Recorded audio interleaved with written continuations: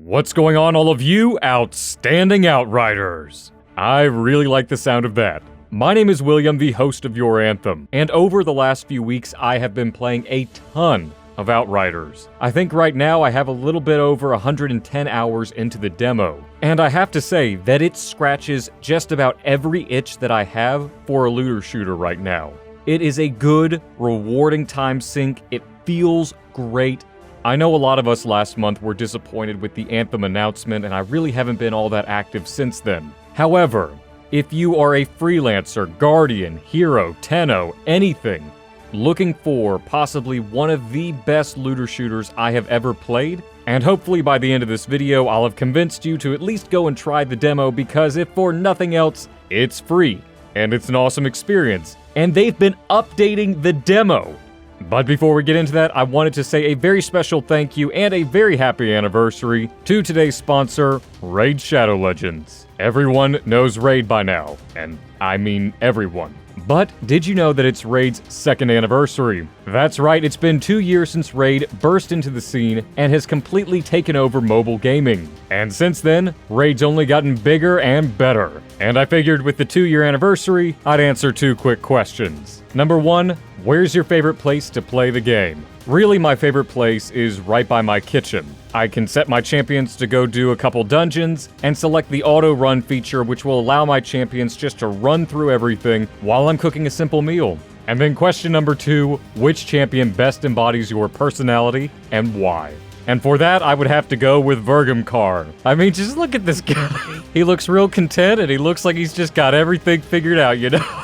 One of the things I like the most about Raid, though, is their mastery system, which basically works like skill trees, to add another layer of customization to the game. With this month being Raid's second anniversary, their schedule is absolutely packed with amazing events. They've got 6 straight weeks of anniversary events and tournaments running from March 1st all the way through the middle of April, not to mention some pretty awesome rewards. They've also launched their first ever clan versus clan tournament, and they're also releasing the first champion in the badass looking Shadowkin faction, which I can't wait to see for myself. If you want a huge head start in Raid, all you have to do is hit the link in the description or scan the QR code you are seeing right now, and you will get your free epic champion, Jotun, who is amazing for the Doom Towers. 100,000 silver, 50 gems, and 3 ancient shards so you can summon some awesome champions as soon as you get in game. You will find your extra rewards in your inbox here for the next 30 days only. A very special thank you once again to Raid for sponsoring today's video, and without further ado, let's get back into it. So as I mentioned before, Outriders hits about every single box you could possibly want for a looter shooter, especially a game right now. But let's go over it from top to bottom. First up is the customization. Now, unlike other games, your character actually matters in cinematics. You will see their face, and you feel a real sense that you are this character throughout the game. You start Outriders with your character customization. There is a number of hairstyles, faces, skin tones, piercings, tattoos, war paint, and so on and so forth to give you a pretty good overall Outrider. And if you don't like how your character looks later on, or maybe you want to try a different hairstyle, have no fear, you will absolutely be able to do that in-game inside the base camp. Also, and this absolutely just warmed my heart, one of the piercings is the Anthem logo. I mean, how cool is that? Rest assured, it will be on all of my characters from here on. Now, one thing I've seen a number of commenters mention is the blood, the guts, and the gore kind of being a turnoff, keeping them from playing the game. Now, personally, I am not a huge blood, gut, and gore guy. Now, I don't mind it, but, I don't go out of my way looking for games that are like that. They're just not my thing. I will say, however, that despite me being a huge skeptic about that, I really didn't mind it all that much in Outriders. Now, there were some moments that made my stomach curl a little bit, and I will never show on the channel, but those were all in cutscenes or in interactable locations. Yeah, I'm talking about that trench with the bodies hanging from above. Ugh. Yeah, it's just really not my thing. But truly, it is something that can be easily overlooked in-game. And it's just one of those aesthetic decisions that people can fly have decided to make. Now, while I know a lot of people would like for there to be a blood filter or something, I really don't mind. And while initially I didn't think that this would be, my style of game, because the motifs and aesthetics, especially for the armor sets, are more organic and fleshy and earthy and whatever. You guys know my taste by now. I like clean and sleek and sci-fi and LEDs and all that stuff. But it seems like Outriders can do both. Another aspect that I truly enjoy is that you can interact with the characters and talk to them, kind of like in a BioWare game. Now, while there are no affection points or anything like that, it is cool that you can talk to these characters to find out more about the world, the story, and their backgrounds. Or, you could absolutely skip through it. No big deal. Speaking of which, one thing that's really cool about this game that I like so much, and something that I wished Anthem would have had day one, or ever, would have been the option to go back and replay the story. That's right, from the launcher screen, you can select to go all the way back to the very beginning of the game and play it all the way through, with your armor and everything else, of course. It just adds some replayability to that story content, and plus with the world tiers, it makes the content feel new again. It's got a different layer of challenge to it. Speaking of world difficulty tiers, wow. I am truly significantly pleased with how they are handling difficulty in this game. If you're doing everything solo, everything will scale to you being solo and whatever world tier you are set at. You add another party member, more ads spawn with more health, add another party member, you get the point. Plus, if the world tier is ever too hard, you can bump it back down, and you can fill up that world tier progress meter more and more to move on to harder difficulties. That way you are always ensured you've got some sort of challenge. Now, I'll admit there is one thing about this game that kind of, I'm iffy on. There are some mantras of survival to this game that during the branding and promotional material, they kept pumping out. Power on tap, kill to heal, and cover is for cowards. While the game isn't technically classified as a cover shooter, there are times that you absolutely do need to go into cover. And for me, the cover feels a little clunky.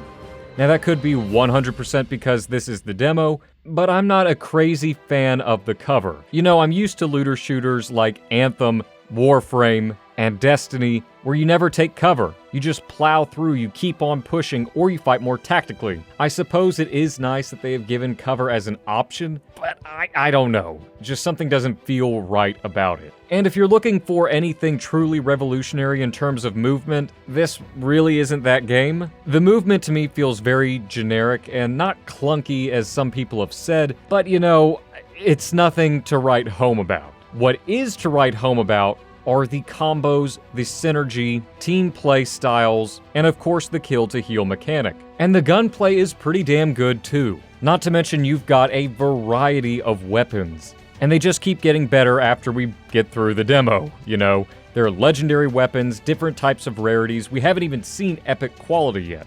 And if you were one of those people lucky enough to get a legendary, congratulations. You know what I'm talking about. But let's go back a pace. The 4 classes are utterly unique in their own special ways. No one class plays the same. And the mantra of power on tap is aptly named. Each class has their own unique kill mechanic that once they defeat an enemy, they are healed in their own unique way. For example, pyromancers, they are healed so long as they kill something with a fire proc on it. Versus the Devastator, they get health back by killing enemies in close proximity. And all 4 classes play so well together. What's even stranger is, one of my buddies and I, we were playing both pyromancers, and we were just lighting the map up, and it felt really good. So you could have a full team of Devastators, or you can mix it up, or whatever. It will always feel good. And we haven't even unlocked all the abilities yet. However, there are a number of things as well that we can't speak to quite yet, such as crafting, and the true endgame content, which, is fine. I would have, however, liked to have had a little bit more ability to screw around with crafting, or any ability to screw around with crafting at all.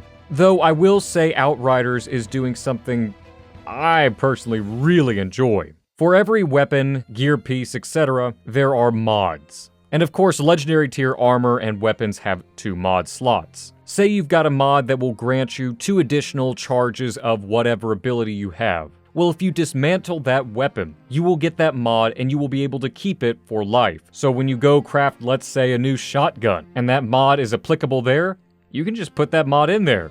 and you get to keep it forever. So no farming for that mod over and over and over again. Once you have it, you've got it for life. And to Outriders, I say kudos. I love that so much. There will also be stat rerolls and a bunch of other things that you can do. However, I can't speak to those things yet, so I'm not. We'll talk about those in a video once the game actually releases and I give my full review of it.